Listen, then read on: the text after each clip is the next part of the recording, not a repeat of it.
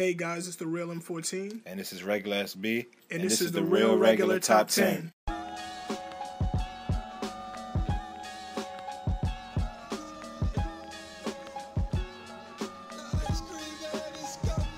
Alright, these are my top 5 unappreciated games in no order.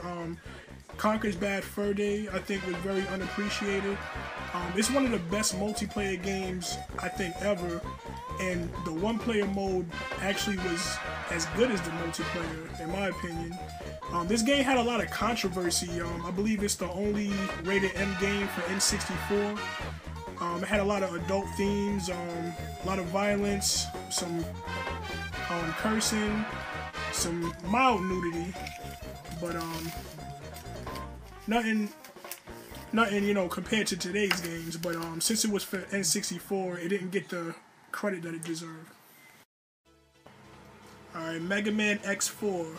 This, I feel, is a classic game, but I don't know what it is. I feel like Mega Man doesn't really get the credit he deserves, you know. This game originally came out for the I think the PS1, and you could get it on GameCube now, and the Mega Man X collections, or PS2. But it's just a great game. Alright, this game is Power Stone 2. This is, I feel, my second best multiplayer game of all time. It originally debuted for the Sega Dreamcast, and it had loads of action, a lot of items, and you get specials.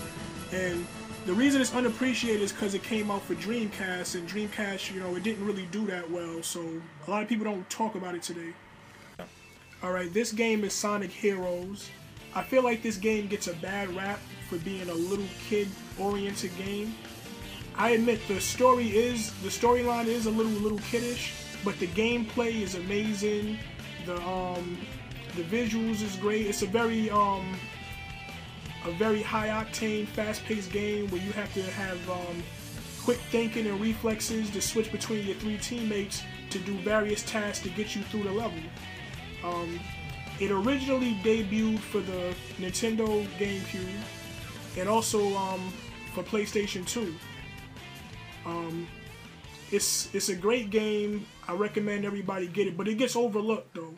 This game is Beyond Good and Evil. It originally came out for Nintendo GameCube. I actually didn't know about this game. My nephew left it over at my house and I played it and had a great experience with the game. It's basically a action-adventure RPG type of game.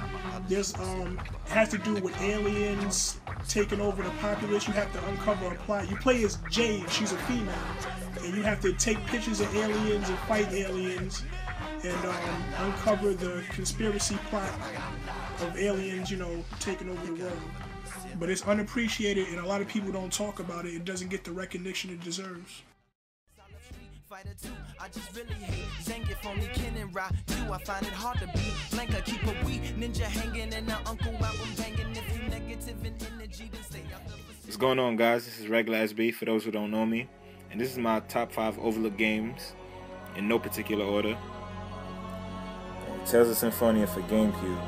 This is the second RPG game that I played outside of Final Fantasy. The GameCube itself was an overlooked system, so this gem definitely didn't get the light it deserved.